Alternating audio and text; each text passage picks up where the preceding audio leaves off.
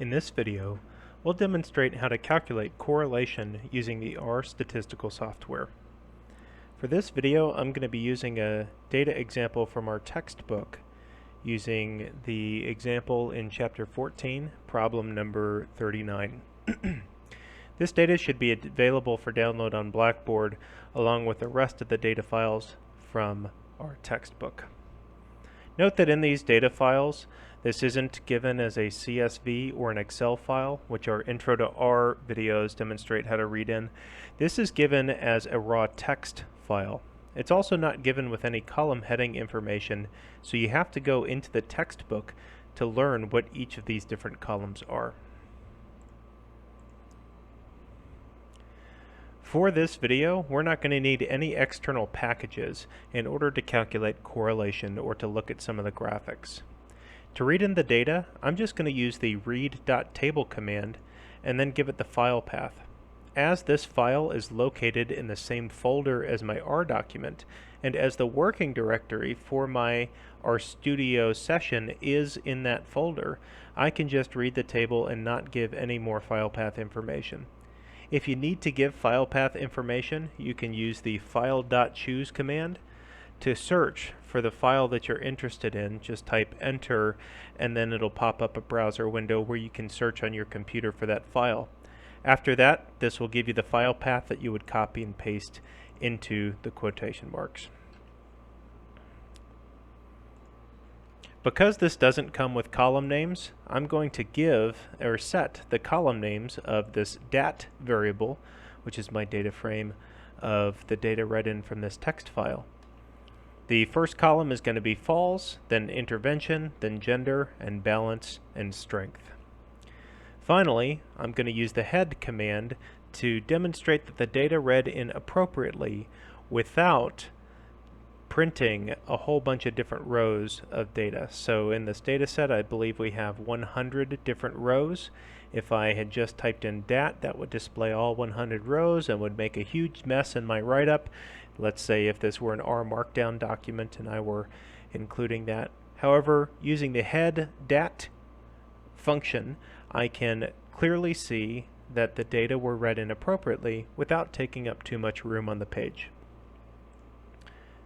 To visually investigate the data, I'm going to create a scatter plot so that I can look at the relationship specifically between balance and strength. Now there's a couple of ways to make this plot. In the plot I can give it the X variable, which in my case will be balance, and the Y variable, which in my case will be strength. Then I can change the X label, the Y label, and add a main title onto the graphic. Or I can use the function notation, which is something that you'll see happen in several other R commands as we go through this course.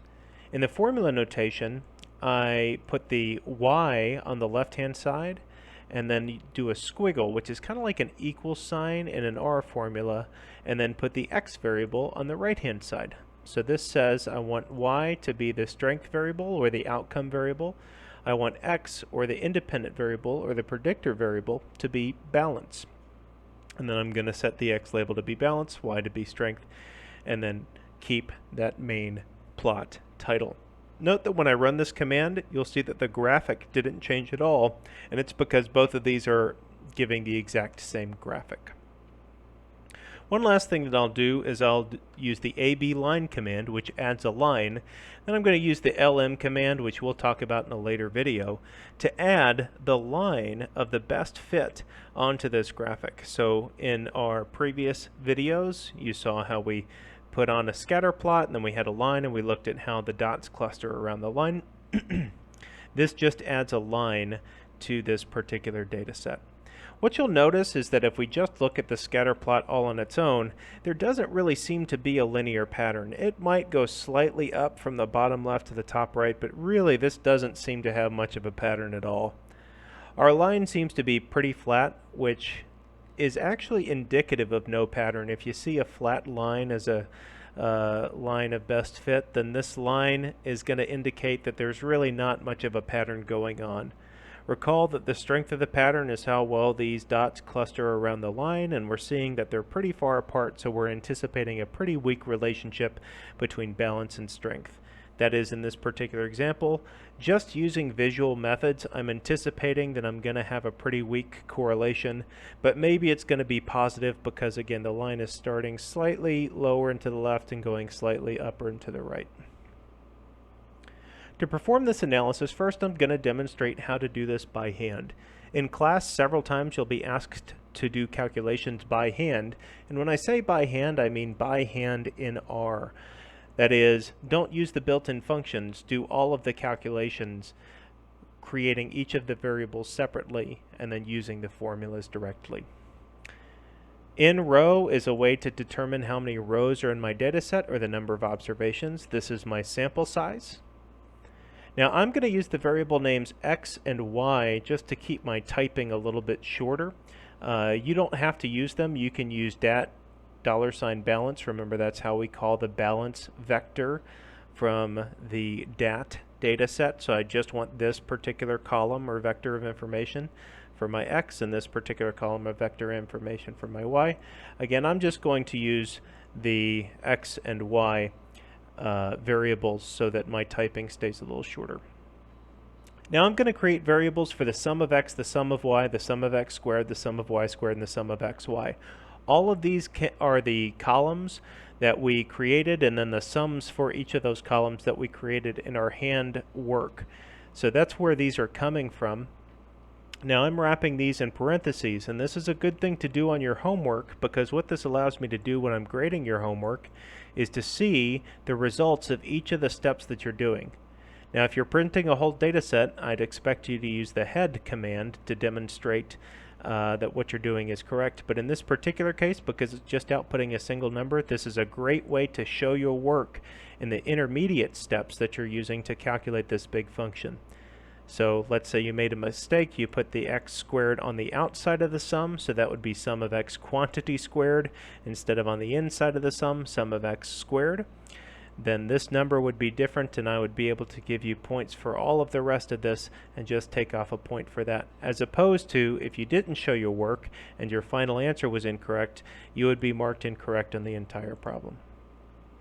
Finally, the Pearson correlation coefficient is this formula. Now what I did is I made the variables based on our formula that we had in the notes, and then I simply plugged those in the appropriate places. Note that what I tend to do is I wrap my entire numerator in parentheses and my entire denominator in parentheses, and you'll actually see here that R highlights the appropriate other parentheses. So this is the opening parentheses on the left of my cursor, and R highlights the matching parentheses. It's the second of these three here, which is corresponding to that opening parentheses. So I have my first square root, n times the sum of x squared minus the sum of x quantity squared. And then my second square root, n times the sum of y squared minus the sum of y quantity squared. Again, this all comes from our formula in our notes.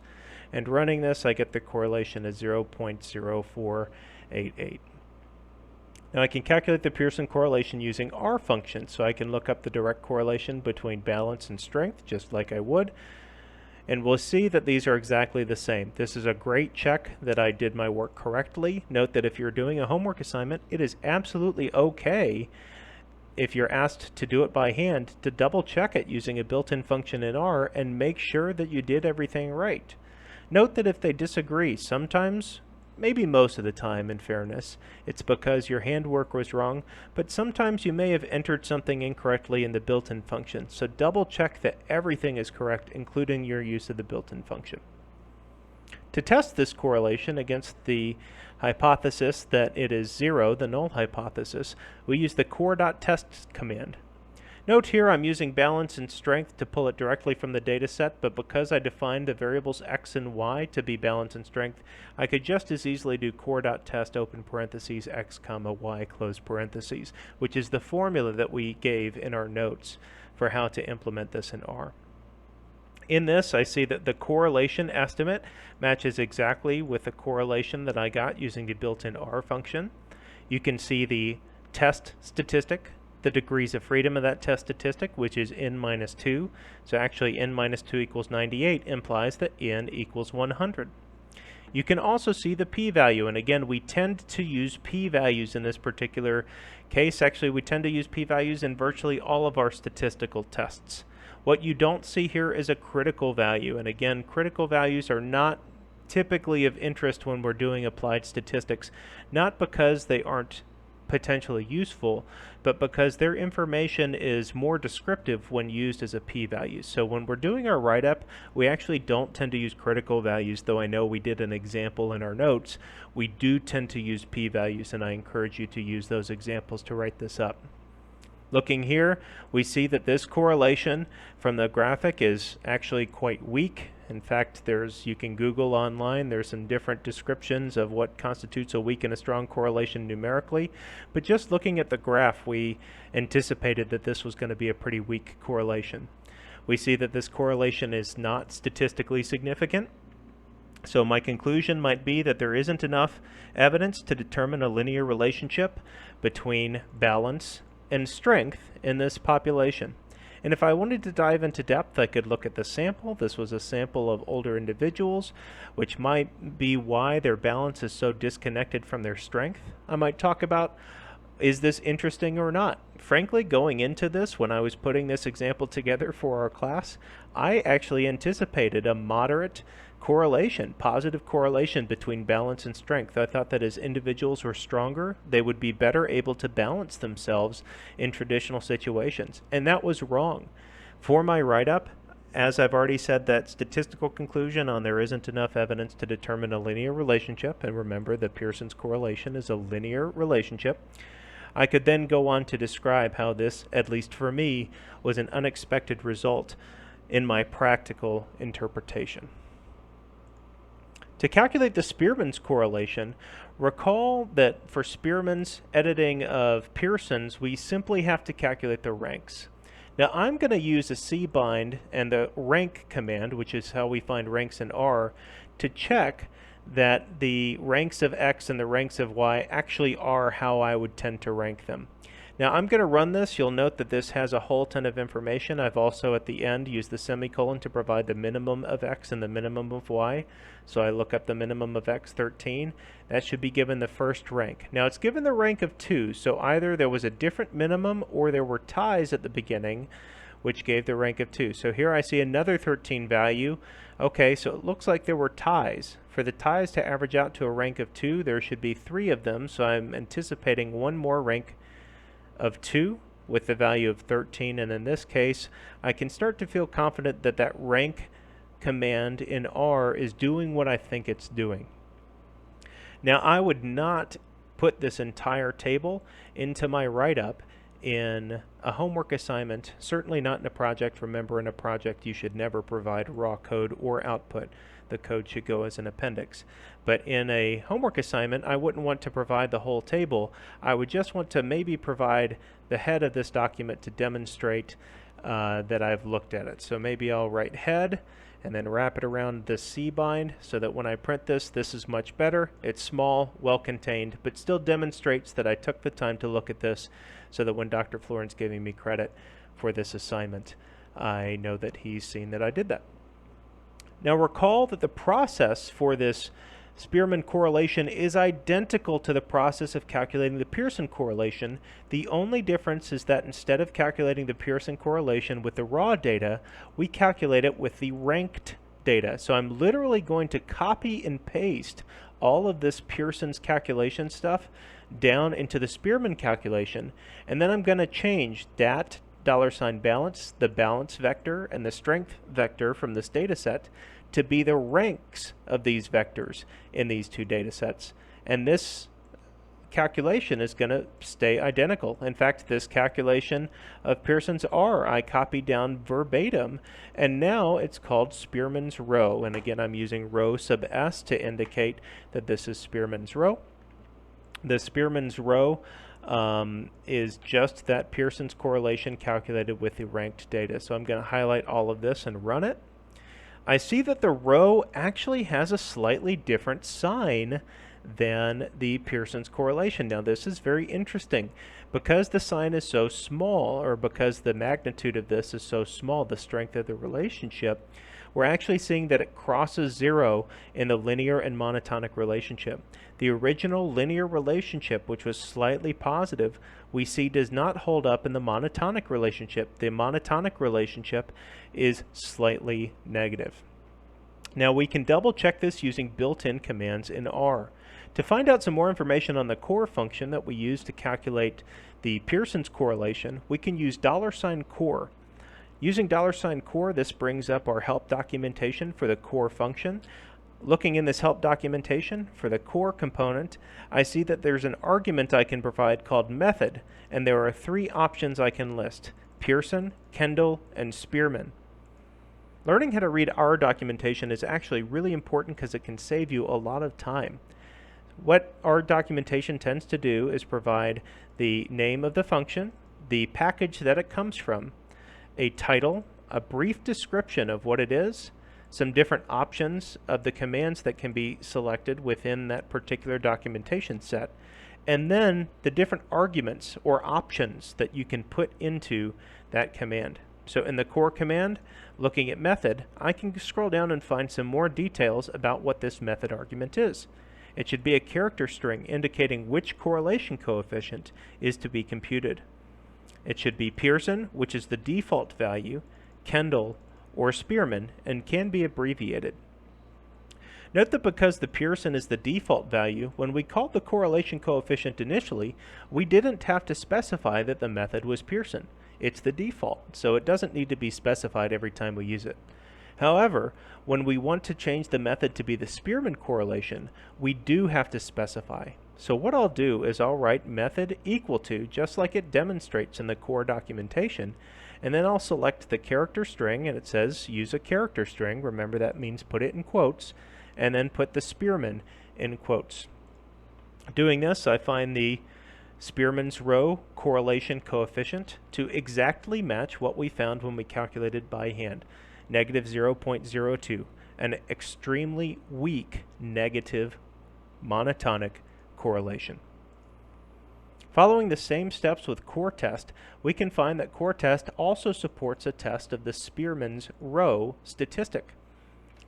Running this command, we see that the statistic, the test statistic, which we haven't discussed and won't discuss in this class, is 170,156, and the p-value, which is much more meaningful for us, is 0.8354, indicating that there is not a statistically significant monotonic relationship between balance and strength. Practically, what that means is that balance doesn't seem to be related to strength monotonically or linearly. Neither of these seem to be true. And again, we could try to discuss why this is by looking more into the details of the situation. Quickly, we see that the core test statistic for row matches what our core statistic was when we used method Spearman, which again matched our handwork. Finally, I'll note that there's a warning message indicating that we can't compute exact p-values with ties. All that this is saying is that the method by which R computes the p-values for the non-parametric statistic isn't exact when we involve ties of ranks. So as we saw earlier when we were investigating the data set, there were a few ties in this particular data set. Because of that, R can't compute the exact p-value. In a report, we may still include this p-value.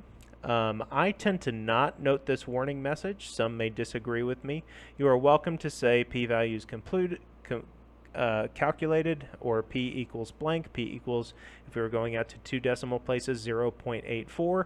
You can include a note that the exact p-value couldn't be calculated. Again, that's not something that I typically do. I'll tend to simply report the p-value of this method and assume that individuals who are familiar with the method realize that because there were ties, there can't be exact values. So if I provide the data set, then I'll make a note, or then I won't make a note of the warning message. If I don't provide a data set, I might make a note just letting everyone know that there were ties, because if they don't have the data, they couldn't see that, and indicating that the p-value is an approximation, not exact. This has been a presentation of how to calculate correlation in R by hand and using built-in functions for the Pearson correlation coefficient and the Spearman correlation coefficient.